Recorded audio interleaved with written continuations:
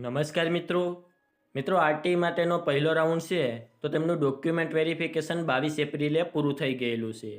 તો હવે બીજો રાઉન્ડ છે કેટલી તારીખે બહાર પાડવામાં આવશે અને બીજા રાઉન્ડ પહેલાં તમારે શું ધ્યાનમાં રાખવું જેથી તમારા બાળકને આરટીમાં એડમિશન મળી શકે, તો તેમની સંપૂર્ણ માહિતી આજના વિડીયોમાં આપવાનો છું। એની પહેલાં અમારી ચેનલમાં પહેલીવાર આવ્યા હોય તો ચેનલને સબસ્ક્રાઈબ કરી દેજો જેથી આરટીને લગતી તમામ માહિતી છે એ સૌથી પહેલાં તમને મળી શકે। તો ચાલો મિત્રો આપણે આજનો વિડીયો શરૂ કરીએ। તો સૌ પ્રથમ તો આપણે એ વાત કરી લઈએ કે તમારા બાળકને એડમિશન મળી શકે બીજા રાઉન્ડમાં તેના માટે તમારે શું ધ્યાનમાં રાખવું।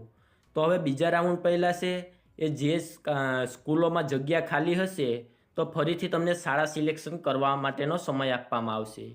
તો ઘણા બધા વાલી મિત્રોએ પ્રથમ રાઉન્ડમાં એ ભૂલ કરી હતી કે તેના ગામમાં 2 કે 3 શાળા હતી આરટી માટેની, તેમ છતાં તેમણે એક જ શાળા છે એ સિલેક્શન કર્યું હતું।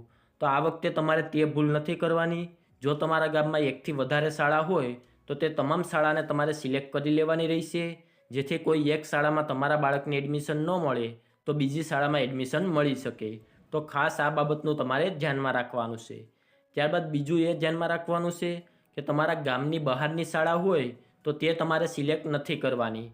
જો તમે તે શાળા સિલેક્શન કરશો તો તમારા બાળકને ક્યાંય એડમિશન નહીં મળે।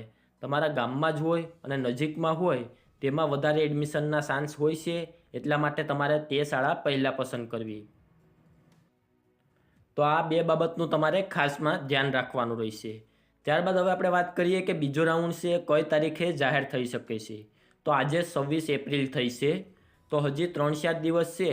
એ જ્યારે પણ તમારા રાઉન્ડ પડશે એની પહેલાં 3-4 દિવસનો સમય તમને આપવામાં આવશે, જ્યારે તમે ફરીથી શાળાનું સિલેક્શન કરી શકો છો અને ત્યારબાદ છે બીજો રાઉન્ડ જાહેર થશે।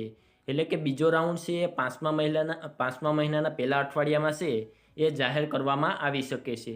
1 થી 7 તારીખની અંદર છે એ બીજો રાઉન્ડ જાહેર થઈ શકે છે અને એની પહેલાં છે એ તમને 2 થી 3 દિવસ શાળા પસંદગી એટલે કે પુનઃ શાળા પસંદગી કરવા માટેનો સમય આપવામાં આવી શકે છે।